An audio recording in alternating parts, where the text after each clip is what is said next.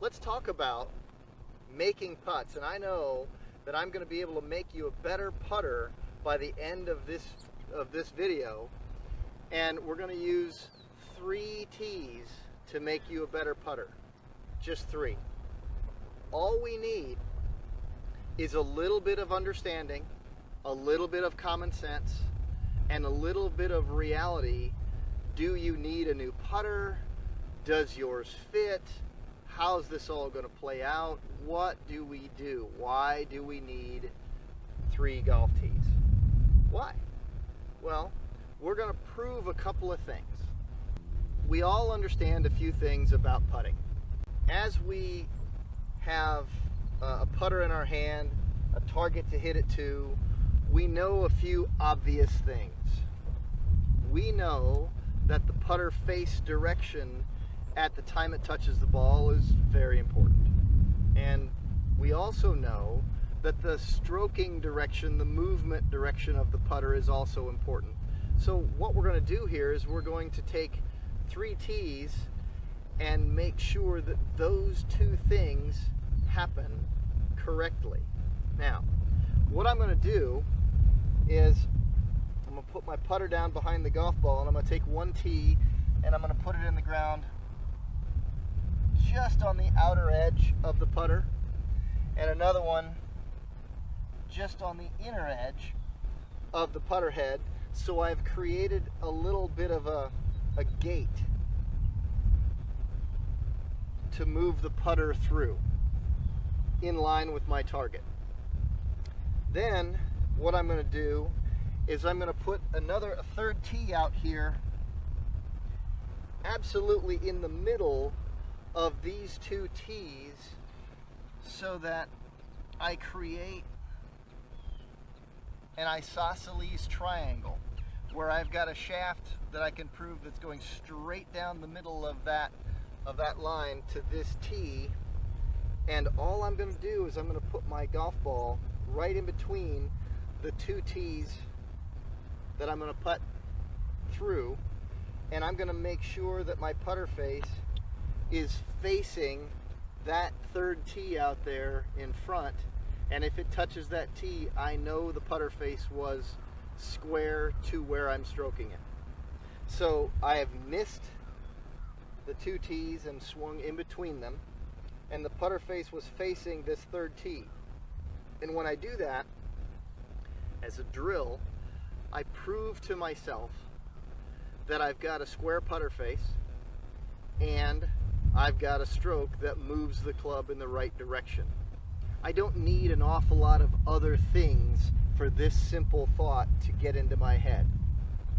I know that I am stroking it straight through here, which proves to me that I'm under control of my stroke direction.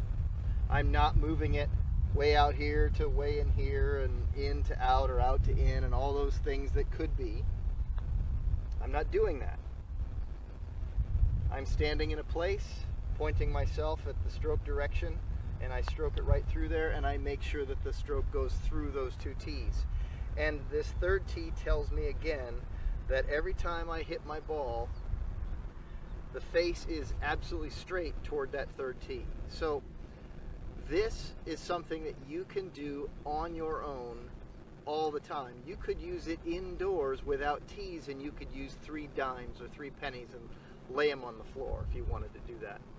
And you would see that your putter would flow through those 2 coins and roll the ball over the 3rd. That's something that's pretty important. And you know, I have a tool that I like to use with an awful lot of players. It's this isosceles triangle. It's very thin, it's plastic, it's got a line carved out right down here, it's got a ball dimple right there, it's got a couple of holes right here where I'll put a couple of tees, and it's got a white line on the back. And what I'll do is I'll line this up with a putter face flush up against it so that I can see that, and it rolls it right off there. And that's a nice visual aid that I like to train people with. But at the same time, I've just created that without the piece of plastic. I've created that right here. This is something that is free to everybody, something that everyone should use, because this sort of thing can make sure you stop missing all those short putts because of poor alignment of the putter face, poor alignment of your body. As soon as you put that down there, you will absolutely set your body up in the way that makes you stroke it that direction. And then you'll see the line that it starts on right away, and you'll know your putter face position. You'll know if you're twisting your hands. You'll know if you're twisting the putter face and sending the ball offline. If I were to do that on this putt right here, and I would stroke it through here, but I would open up the face, I would completely miss that tee right here in front of me. Now, I have a lot of my students that we start out right here at about a foot to a foot and a half out of these two tees is this one right here. And then what we do is we get as far as about 2.5 feet. What we're looking for here in this drill is not to see how long of a putt we can hit that hits that tee. We're using this only to make sure that we are teaching ourselves and confirming for ourselves that the putter face is actually square to where we're stroking it. That's the only feedback that I want to happen right here. And I don't want to pull this tee and put it way out here 2 to 3 feet out. I really don't want any further than that, because this is not about what's going to happen to my ball once it gets past that point. I'm not trying to factor in the break of the green here. I'm only trying to look at stroke and line. So 3 tees, that's all. 3. If you use that as a stroke and line drill when you go out to the golf course before your round of golf and you hit a bunch of tees, go through 2 and hit a bunch of this single tee out front, your confidence in all your short putts gets higher. And when that gets higher, the mid-range putts get easier because you know your alignment and ball position and your stroke direction and all those things are really good, and you feel more confident on every length of putt. So now let's talk about setup for putting. Now, we all know that some people will get really low, some people will get really tall, some people will putt with a different grip style, claws and saws and all kinds of different things. Some are left hand low, some are left hand low and they lock the putter into their arm. Some are taller and they lock the putter up into their arm here. Some people are stand a little bit to the right and they push it with their right hand. Okay. So what I'm going to do is I'm going to say, all right, let's look at, yes, there are all those possibilities out there, but let's talk about the average person in what they need to do to accomplish the goal of their ball rolling straight to where they think it is. It's supposed to go. Start with the putter flat on the ground, on your aim line. Because if you push the handle down, the putter angles left. If the putter is stood up, like you got really close to it and stood it up, the putter head is now angled to the right. Your ball now won't take off on the line that you think it's going to. So I have a couple of simple rules. Step 1, I put the putter flat on the ground. Step 2, I take my posture, the one that I want, the one that I'm going to practice the most from, the easiest one that I have. Then I'm going to drop my arms and take my grip. So what I've just done is I've matched me to my flat putter on the ground, so that when I take this back and stroke it through, I get nothing but a straight face going through. I did not manipulate the face. So then it's a matter of aim. Putter face aim. On this putt you can see that I didn't hit it hard enough, but I hit it on a very straight line. But what if I can't aim? All that's great, but what if I set up well? What if my putter's flat on the ground and I didn't manipulate it up or down and keep the face open or closed? And what if I stood over it in a posture that I'm going to repeat and be able to dangle my arms down and stroke it well and keep the putter face going there? Well, what if I'm just a lousy aimer? Now we have to talk about once we've chosen our line, because we've read the green well, now we have the job of setting up our putter and our bodies to make that happen. So the ball starts where we believe it should start to go in the hole. So here we are back to another golf tee.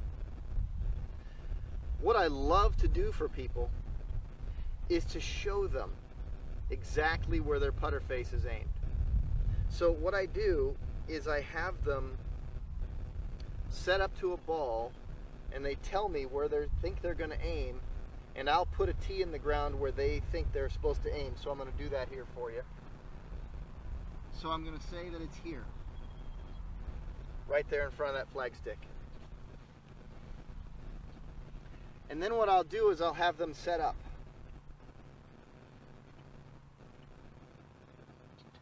Then what I'm going to do is I'm going to knock the ball away, keeping the putter there, and I'm going to take the head of this tee and I'm going to put it directly on the face of the putter and let it lay on the ground, and then I'm going to remove the putter.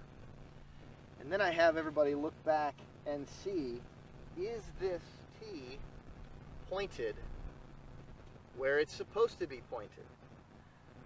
Am I aiming the putter face where I think that I'm aiming the putter face? This needs to happen. As we've got this proof on the ground, we now can learn to calibrate what we see, how we see it. But what if I just don't have good aim? What if I'm consistently aiming to the left of where I think I'm aiming, and the putter is on the ground and I can't see that that's always aimed to the left? So this is my tool to check where I am. I can go back behind here, I can take a look right down that line, and I can see, is this tee pointed where I think it is? And if I have a consistent pattern to the right or to the left, I know that what I see as I stand over my putter isn't the right thing. I need to see it for what it is so that I can aim my putter face to where I think I need to be. So the question is always comes to me, well, wait a minute, how do I know if I'm seeing it correctly? And what makes me see it incorrectly? So what I do is I get out some coins, or I get out a couple of rods, and I put it on the ground and make them in line with each other. And then I set up a ball as if I'm going to put it down that row of coins. I make that row of coins about 8 feet long and about a foot in between each coin. And the rods, I lay them on the ground and I leave a couple feet in between. And when I stand over it and act like I'm about to put a ball down that row of coins or down that row of the couple of rods, if I stand over it in my best posture and I just turn my head and look down that line, and if I don't see either the two rods in line with each other or the coins directly in line with each other, and if I see a pattern, like if, for example, if I'm stepping back farther away, one rod will look askew from the other, and I'll have to either get closer to it until they line up, in which case that's my best eye line that I need to have my eyes in that place so that I can see it, or I need to get closer or farther until my vision, my eye line, so to speak, when I turn and I look, I'm looking down that line and it matches the one on the ground, makes the ones on the ground, either in that row of coins or those two rods on the ground, it makes them line up. That way I know that I am seeing things for what they are. And once I see them for what they are, I know that I'm standing with the right posture, the one I like, and I'm standing either close enough or far enough, but I'm the right distance away, so that now not only can I see things for what they are, but I now can aim my putter in the direction that it should be based on what I've chosen. This is an important concept in putting, because if your eye line is not seeing things for what they truly are, you will have a very difficult time in aiming your putter. What I want to go to next is I want to go to reading a green. So let's talk about the usual way people read greens. And I'll give you some thoughts on that, and then I'll add something and take away something. Now, a lot of people come to me and I ask them how they read the green, what do they see happening, and they always tell me, well, sometimes they'll squat down and lower their eyes, and they'll get, maybe they'll get low and they'll look in like this. Maybe they won't. Maybe they'll just lean back a little bit. Something, and they're going to use their eyes and kind of judge the slope, and they understand, generally speaking, that a ball's going to curve a lot on some putts and a little on some others. But yet they don't go far enough to give themselves all the correct information. So I talk about curvature in a simple way. And when I talk to them about that, there are some things that are very simple. I have them look around the green and I have them walk on the green. Now you can see this from this camera angle. This looks like a very uphill putt. But what I'm going to do now is I'm going to change the camera angle and talk to you about slope. And I'm going to do a couple of things here for you that I'm going to have to put the video on hold for a moment and move and make myself an artificial hole. And I'm going to use this hole from a different angle to get a little bit different viewpoint of it. But we need to see these things for what they truly are. So I'm going to move a camera over here and we're going to look at it and we're going to watch a ball curve a little bit that you won't see it in the camera because it's just like your eyes, you won't see all that information. Okay, so here I am at a different camera angle and a different slope than what we just had. So what I like to do is I like to talk to people a little bit about understanding that there's always tilt in the green. From back to front, most greens will be tilted higher in the back than they are down in the front. If they were tilted the other way, then the ball would become flying into a green that would bounce and kick everything toward the back of the green and off the back of the green, and not a lot of people would be very happy with that golf course, and they probably wouldn't come back and play. So it kind of acts like a catcher's mitt a little bit, where it's more elevated in the back. But the reason there's slope is not just to make it more challenging, but to drain the water off the greens, because if the water didn't drain, all the grass would be dead, because it needs to drain out. So what we've got to have consistently is understanding that there's almost always a fair amount of slope that will affect the ball. So what I want you to do when you go out next time, I want you to walk around the green. But when you walk around the green, do not look down. Because when you look down, your eyes are looking from up here to down there, giving your brain the information that what you're walking on is level and or flat. But yet, every green that you walk on and your eyes are up here, out on the horizon, now your brain is getting the understanding of what's really happening, and you can tell whether you're walking up a hill, down a hill, across a hill, side hills, down hills, all those things. You'll feel it in your feet, and your feet will be the thing that gives your brain the information of what's about to happen. So as we do this, we look at things and we go, okay, so if we walk a putt, like I'm going to walk this one,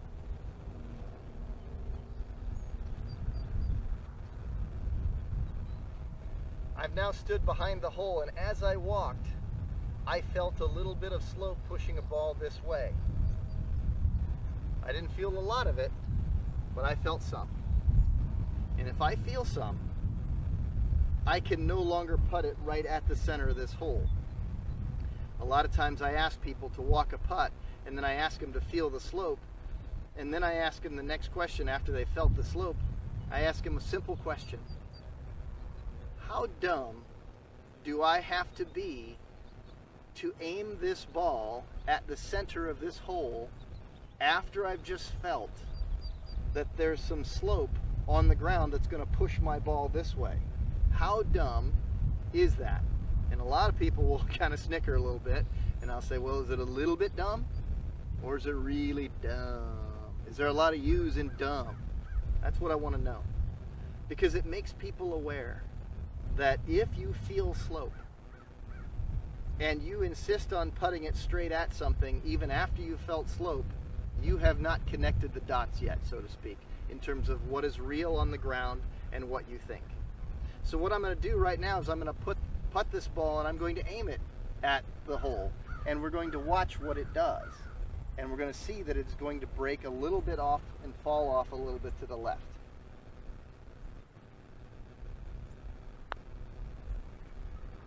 So, you saw it start here. You can even see the track on the ground of where the ball was, because fortunately we're doing putting when there's some dew on the green. So you could see that there's curvature in that putt. So clearly, I can't be so dumb as to aim that right at the center of the hole.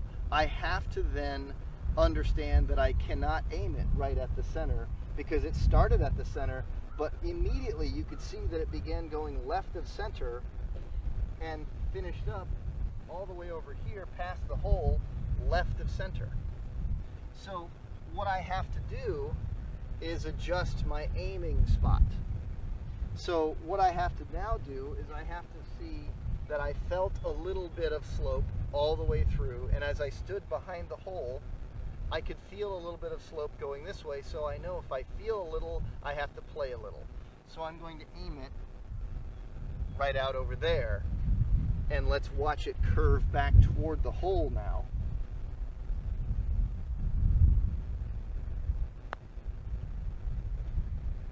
So I had that one, and it did not curve nearly like the first one because I aimed it quite high. Now, the next one we're going to do is we're going to find a different level of curve. I'm going to take my makeshift hole and I'm going to go put it someplace else on the green, and we're going to see another one of those. So again, there's a lot of slope here, and as I walk, I feel quite a bit more curvature, more slope going this way than I did on the last putt over there. There's more pitch here. It's a little steeper of a slope. So as I stand right behind the hole, I feel quite a bit of slope pushing my ball, my feet, this way. So I'm going to aim this farther out over here to see if I can hit it up the slope and curve it back down a little bit.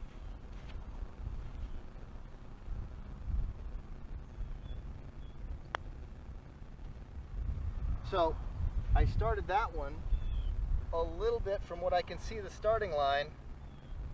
I started that one inside the mark that I chose just a little bit, and yet you saw it fall away quite sharply. So let's see if I can aim this one a little higher yet. And let's see what happens with the amount of curvature.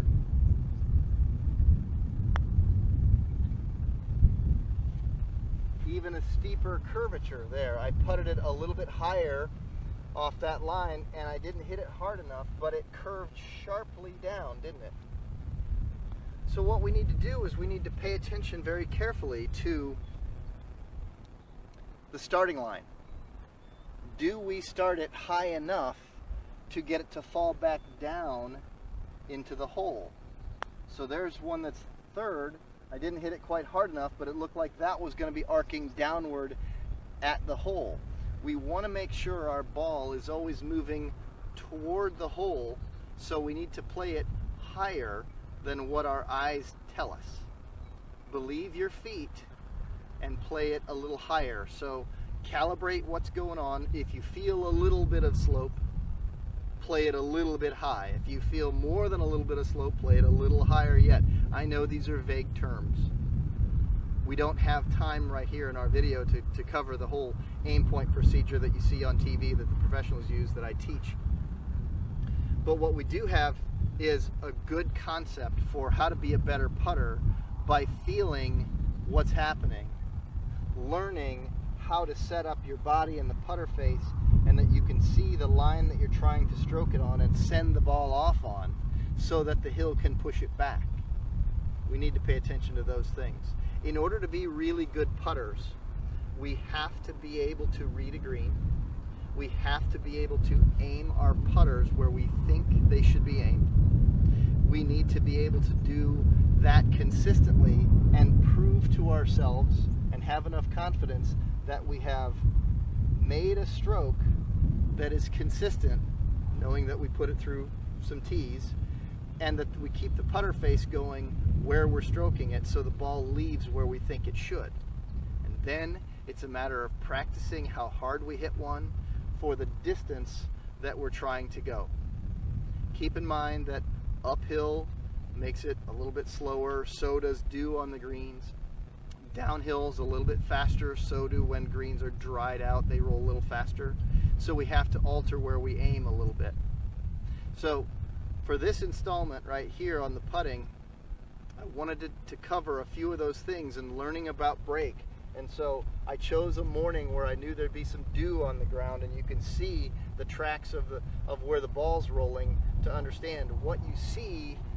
Even in your camera, from your eyes, it might look more level than what it is, but you won't know for sure until you put your feet on it. So to wrap up, thanks for joining us for those Weekend Golf Guys in the $5 Golf Club. So this has been Jeff Smith signing off. Thanks for watching.